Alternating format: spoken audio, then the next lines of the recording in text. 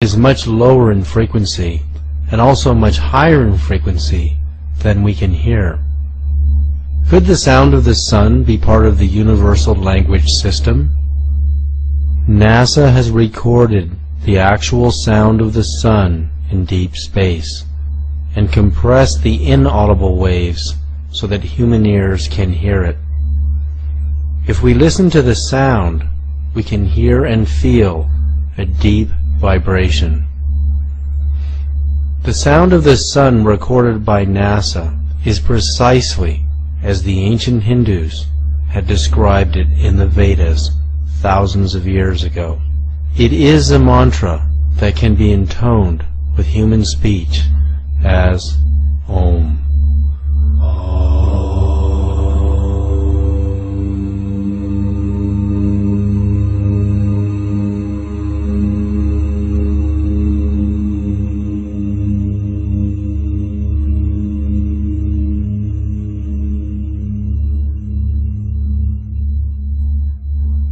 In the 6th century BC, Pythagoras also heard the sound of the sun and described it as a deep resonant hum with higher frequencies blended into it. How did the ancient Hindus know this mantra if it could not be heard by the human ear? Could they have actually peered into the universal consciousness and perceived it?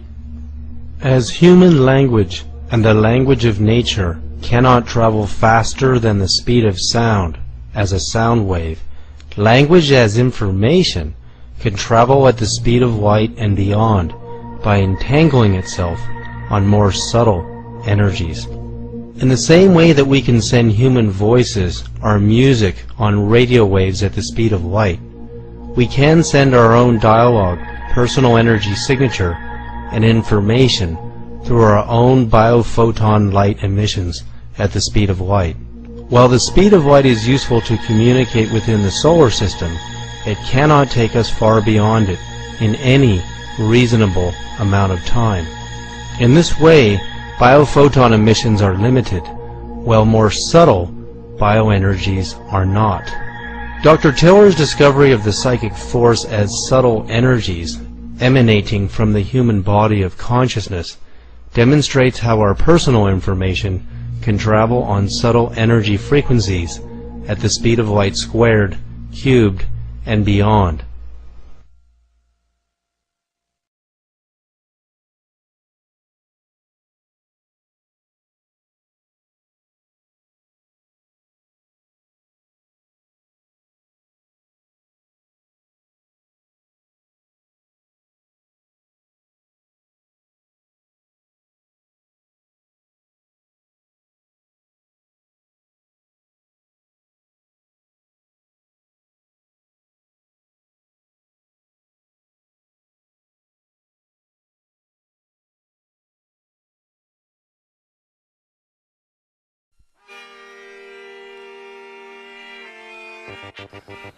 Les enseignements commencent toujours par le yoga.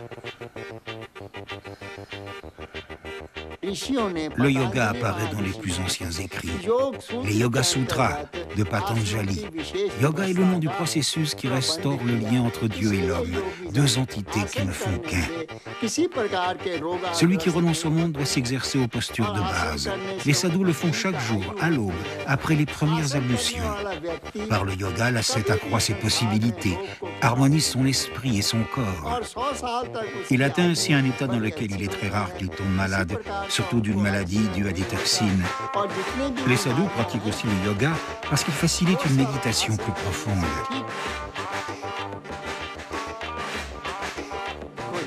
La position du lotus active les fonctions métaboliques.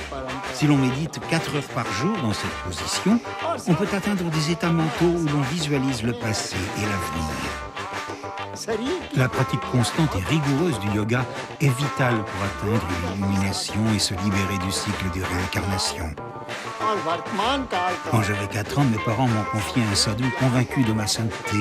Depuis, j'ai consacré ma vie au yoga, à la méditation et à la prière. Pendant 60 ans, j'ai vécu complètement seul dans les forêts de l'Himalaya. Ensuite, j'ai voyagé à pied le long du Gange pendant 10 ans.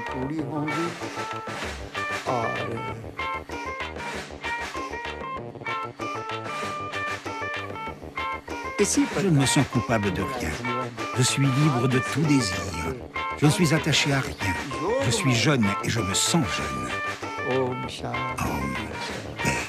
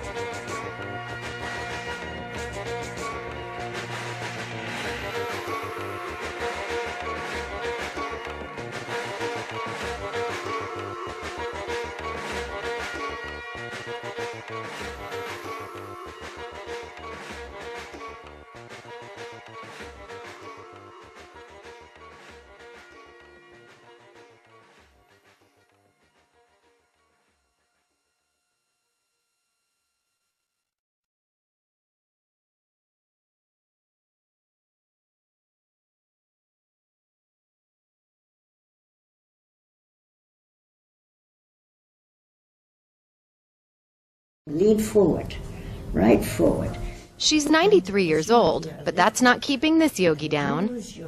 Tao Porchon Lynch still strives for that perfect pose. She's been named the world's oldest yoga teacher by Guinness World Records and has no plans on stopping anytime soon. I'm going to teach yoga until I can't breathe anymore. Then it's going to carry me to the next planet. I love yoga. It brightens my day and makes everybody smile, and we need that. And Tao has a lot to smile about. The little girl who discovered yoga on the beach in her native India has been a model, actress, competitive dancer, and even marched alongside Gandhi twice. She started teaching yoga 61 years ago and considers all 400 of her yoga students her children.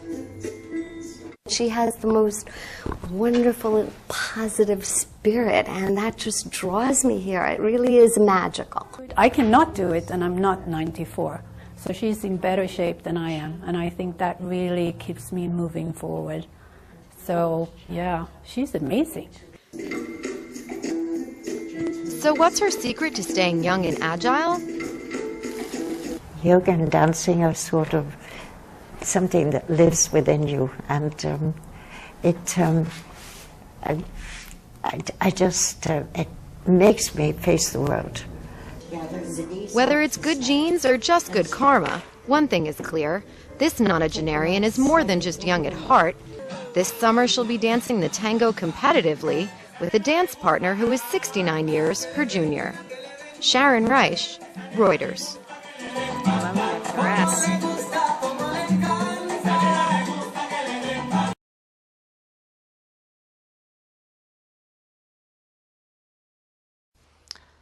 Well, you're only as young as you feel. That's how the saying goes anyway, and that is certainly the case for one Indian woman. Here's the story of a lady who refuses to let age define her. This 120-year-old Indian woman is refusing to age.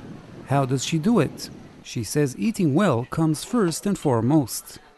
Somayaka is alive and kicking at a village in the southern state of Tamil Nadu. Her daily routine is fairly normal. Save for the wrinkles and the bend in her back, that give away her age, she is as fit as her granddaughters for all practical purposes. Living alone, she gets up early in the morning and does all the household chores, from sweeping to cleaning and cooking, all on her own. Some of Somayaka's favorite pastimes are reading newspapers, watching television, and going for a stroll in the village.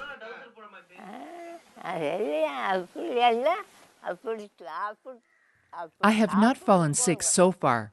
I used to eat only traditional food such as kali, ragi, wheat, and maize, and I never ate any kind of fast food.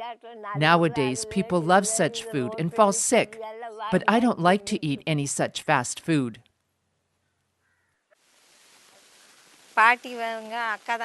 Our grandma is the eldest among all her brothers and sisters. 6 of her siblings died, and now only 4 of her sisters are alive, including our grandma, who is now 120 years old, and her other sisters are 110 years old.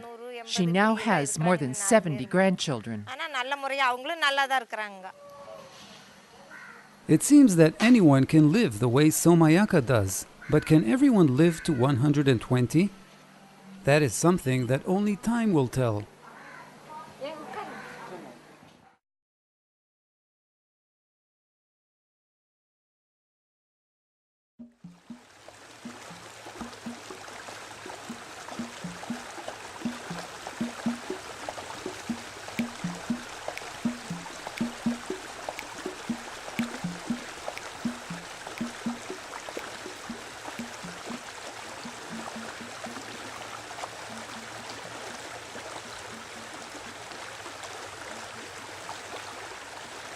Good.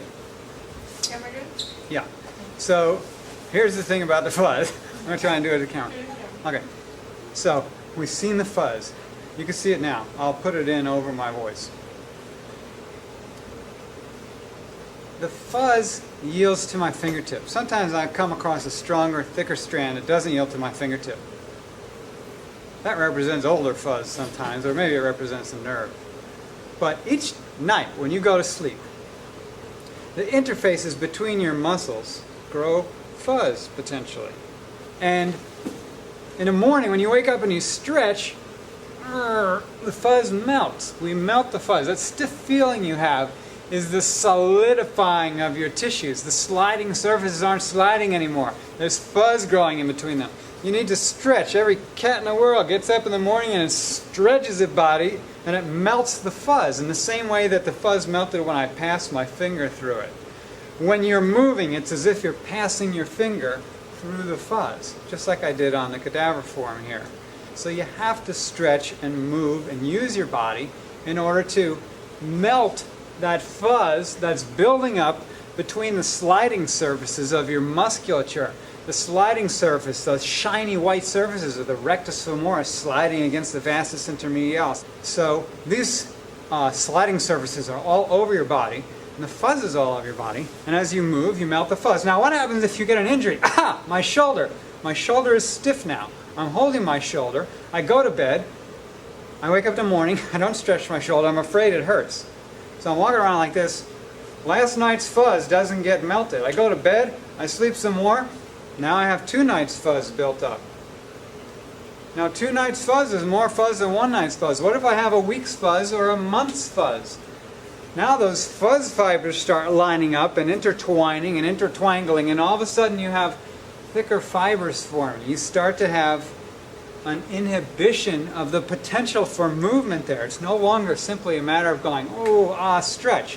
Now you need some work. Now you might need to do a more systematic exploration of that place to restore the original movement that you lost. And usually this is the case. We have a temporary injury, then we restore our movement. But sometimes we call this aging, the buildup of fuzz amongst the sliding surfaces of our bodies so that our motion becomes limited, the limit cycles become introduced into our normal full range of motion, and we start to walk around like this. We're all fuzzed over. Our body is literally solidifying. We're reducing our range of motion in individual areas of our body and for our entire body in general. So I believe that one of the great benefits of body work, whether it be massage or structural therapies or physical therapy or any kind of hands-on therapy, These types of therapies introduce movement manually to tissues that have become fuzzed over through lack of movement, whether the lack of movement is because of an injury and a person is protecting that injury, or because of personality expression. That was many years when I just walked around like this. I was very still and monk-like. So, and then I became a little more dynamic in my personality when I realized what I was doing to myself and the kind of life that I wanted. So you can grow fuzz by choice or by accident or whatever, and yet here, now you've heard the fuzz speech, you know that you can take responsibility for melting the fuzz, and if there's too much fuzz in your body and it's frozen up, you might want to seek help in order to introduce movement so that the new cycle is a little more movement and a little more movement and a little more movement instead of a little less movement, a little less movement, a little less movement. Fuzz represents time. The easier it is for me to pass my finger through the fuzz, the less amount of time it's been there. If I got to whip out my scalpel to dig my way through one otherwise sliding surface and another, you know that that's been building up for a long time. So you can actually see time in fuzz. That's the fuzz speech. Woohoo! We love the fuzz speech.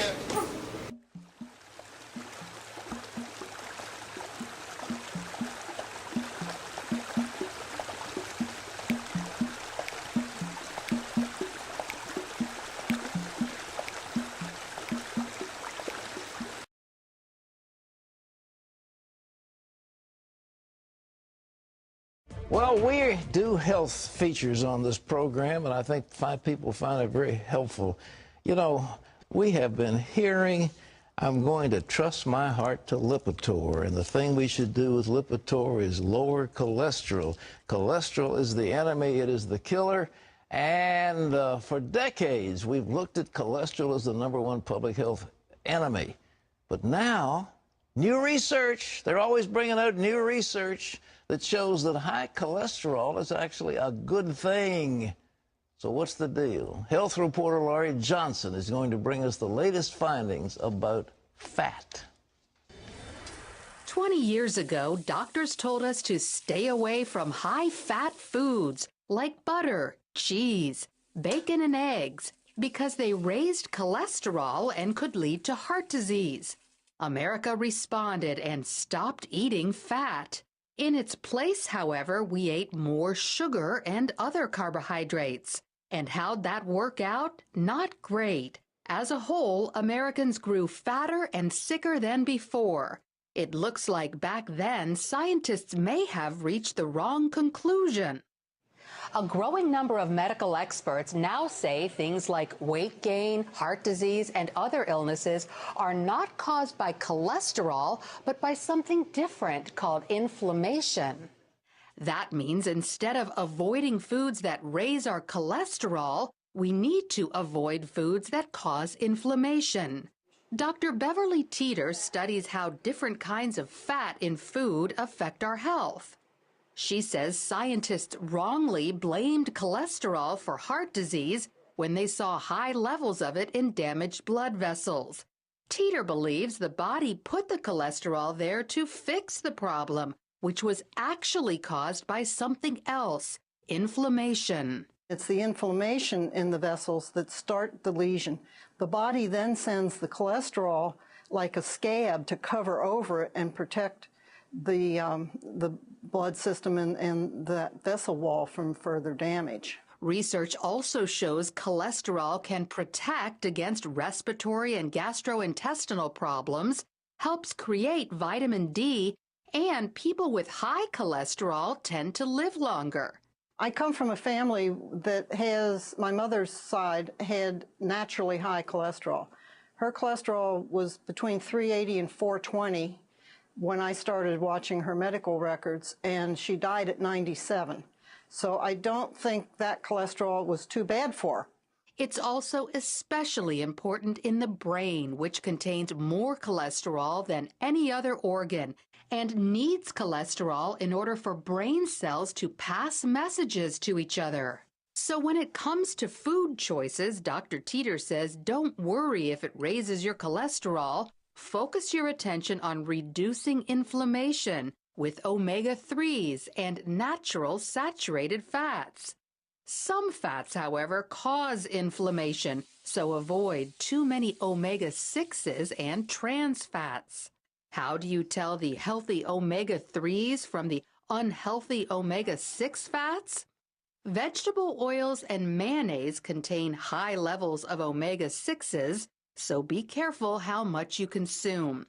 As far as omega-3s, such as fish, olive oil, and walnuts, take an extra helping, or a daily fish oil supplement. At one time, dietitians considered margarine, a trans fat, heart healthy.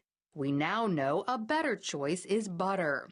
In the last 20 years, trans fats have become the ingredient of choice for almost all processed foods. You can tell something contains trans fat if you see the word hydrogenated in the list of ingredients. Natural saturated fats can also cut down on inflammation. Topping the list, coconut oil, which fights colds and the flu and has even reversed the symptoms of Alzheimer's, ALS, and Parkinson's disease in some people. Now that you know some of the good about fats, you should also remember those foods that make you fat and increase inflammation. On that list, it's hard to top sugar and other refined carbohydrates, wheat, corn, rice, and so on. So when it comes to your health, inflammation beats out cholesterol as the new enemy. Take it on by saying yes to foods like fish and coconut oil and no to sugar, other carbs, and trans fats. Laurie's here with us. Laurie, brilliant piece. Hey, listen. How could the scientific community have been so wrong?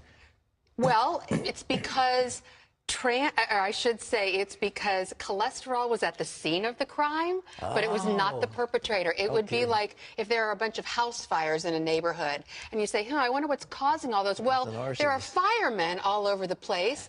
So every time there's a house fire, so it must be the firemen. They're causing it. But no, it's actually something else. But they also made so much money. Lipitor has been a multi-billion-dollar seller, billions and billions. That's right. And now they see that for the most part, cholesterol is not the enemy. And what's happened is they've researched it and found out. First, they said all cholesterol was bad. Yeah. And then they looked at it a little bit more closely and said, hey, wait a second.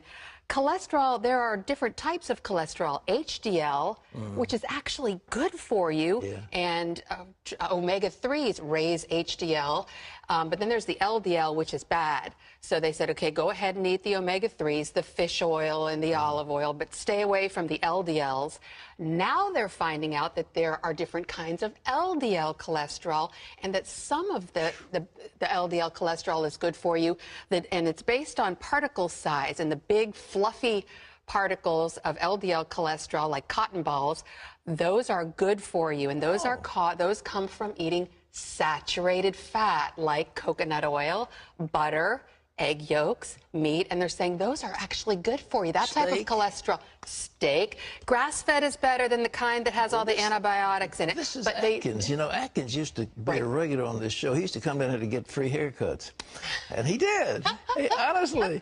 And whatever it takes. But I was intrigued by his diet revolution, and but he was preaching just what you're saying. Right. Now, there is one type of cholesterol that is bad for you, and it's a subtype of the LDL cholesterol. Remember how I was talking about how size and density matters? The small, dense LDL particles, they're like BBs. And those are caused by inflammation. And the two main foods that cause inflammation are trans fats and sugars. And Pat, if people understood how vicious trans fats are, they wouldn't come within 10 feet of them. Because trans fats attack our body on the most fundamental level, on the cellular level. Because trans fats actually weaken the cell membrane so that things that shouldn't be getting into our cells, like viruses, are getting in, and things that shouldn't be getting out of our cells, like nutrients, are getting out. Coke, you know, Dr. Perricone, who did the Perricone, he went into this really strong. He was heavy on inflammation years ago. But inflammation thing is something that you don't realize. You're talking about drinking Cokes, drinking Pepsis. Right. And the sugar that's there in sugared cereals, Super Pops and all this stuff, and cakes and pies and cookies. There you go. Americans consume 156 pounds of sugar a year. 300 years ago, in the year 1700, people consumed 7.5 pounds of sugar a year. Our bodies are not made to process that much sugar, and it's like you were saying, the soda and all that. Half of the sugar we consume is in the form of high fructose corn syrup. So, and then another big sugar are the refined carbohydrates. The white bread, the white flour, those things are just like eating sugar to your body. Once you eat a piece of white bread, your body reads it just like as if you're eating table sugar. So all those sugars and the refined carbohydrates, the white foods, cause massive inflammation, and the trans fats too. And really, perhaps most concerning about the trans fats is how they affect your brain cells. Recently, they did a study in the University of Oregon and I did a story on this about 6 months ago. It's on our website, where people who ate a lot of trans fats had higher incidence of Alzheimer's disease, because with the weakened cell membranes, cells in your brain can't communicate with each other. And now they're seeing whether trans fats are maybe linked to ADD, attention deficit disorder, ADHD, and autism. We've seen an explosion in the last 30 years of these diseases. At the same time, we've seen an explosion in the consumption of trans fats. They're so unnatural. They're made in a lab. They're foreign to our bodies. It's like the American way to drink Cokes, to drink Pepsis, to eat white bread, to eat buns, to eat French fries cooked in trans fats, to eat all these things, and especially the high fructose corn syrup, which is in everything. We've got it in baby foods all the way up the line. So we've got this epidemic of obesity, and people are dying, and our health costs are going through the roof. Why don't you think the government does something about this? Well, I think it's because of the lobbies. I mean, the high fructose corn syrup is driven by the corn lobby, and that's a very powerful lobby. Same thing with the trans fats. So we have to police ourselves. And the way I look at it is with entertainment. I mean, look at all the junk that's given to us on television and in movies, and we have to filter it ourselves. Well, we have to police ourselves. The nanny state, you know, when I was heavy about, you know, this NutraSweet, which is deadly. It's like, you know, it's like white lightning, you know, corn liquor or whatever. And Donald Rumsfeld, when he was head of one of these companies, he got paid a big sum to lobby to make sure that the results of the tests having to do with NutraSweet were, well, they were quieted down or ignored or whatever, and so the FDA approved these things. They're deadly. So, they are deadly. Yeah. They are deadly, and we have a lot of information on our website about this, some wonderful reading materials, but the bottom line is, you're right, this inflammation is called the silent killer because you can't see it and you can't feel it. But the things that cause inflammation are trans fats, sugars and refined carbohydrates, and omega-6 oils. But it's okay to go ahead and eat plenty of omega-3s and your natural saturated fats. And a good way to remember which is which is, did God make it? Did God make omega-3? The fish oil and the coconut oil, but these trans fats are made in a lab. Same with the high fructose corn syrup, and like you were saying, the NutraSweet, and even the refined carbohydrates, all those white flours and all those white things, those were made in a lab. They took the regular grain and stripped it of the fiber, and that's it. And inside of our bodies, it causes a huge gush of insulin, which is not good for you. I'm glad. I am passionate about it.